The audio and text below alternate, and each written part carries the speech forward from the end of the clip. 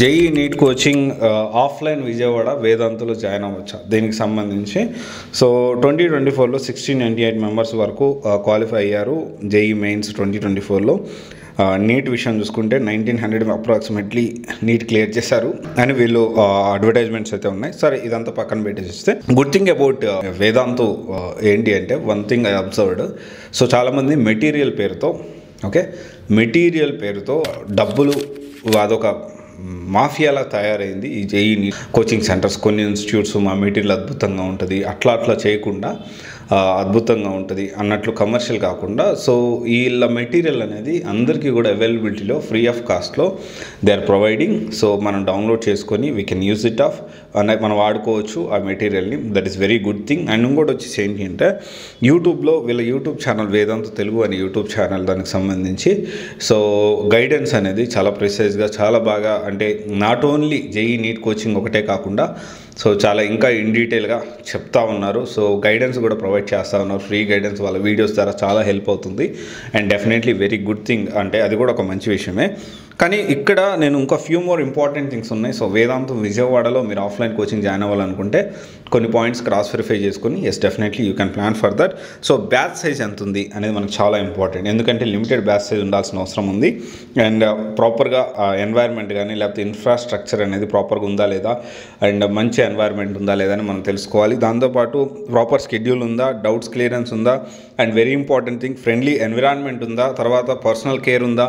ఎందుకంటే మనకు ఒక 300 మంది స్టూడెంట్స్ అప్రాక్సిమేట్లీ ఉన్నారనుకుంటే లేకపోతే ఒక 800 మంది స్టూడెంట్స్ ఉన్నారనుకుంటే సమ్టైమ్స్ ఇప్పుడు మనం కొన్ని కాలేజెస్లో చూస్తున్నాం ఇంటర్ కాలేజెస్లో ఈ సూసైడ్ అటెంప్ట్స్ కానీ లేకపోతే కొంతమంది పిల్లలు చనిపోవడం కానీ సూసైడ్ చేసుకొని చనిపోవడం కానీ ఇవన్నీ కూడా చూస్తూ ఉన్నాము. సో ఇలాంటివి జరగకుండా ప్రాపర్ కేరింగ్ అని అంటే పర్సనల్ వాళ్ళ అటెన్షన్ ఉందంటే ఒక పిల్లవాడు ఎవరన్నా డల్గా ఉందంటేనే కొంత మనకు తెలిసి అంటే మనం అబ్జర్వ్ చేసి అతను కొంచెం మనం పక్కనే ఉండి పాజిటివ్గా మోటివేషన్ ఇచ్చేలా ఉండాలి.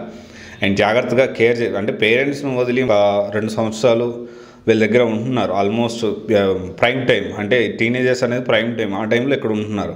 సో వీళ్ళు కూడా డెఫినెట్లీ అంత పర్సనల్ కేర్ ఉందా లేదా అనేది క్రాస్ వెరిఫై చేసుకోండి.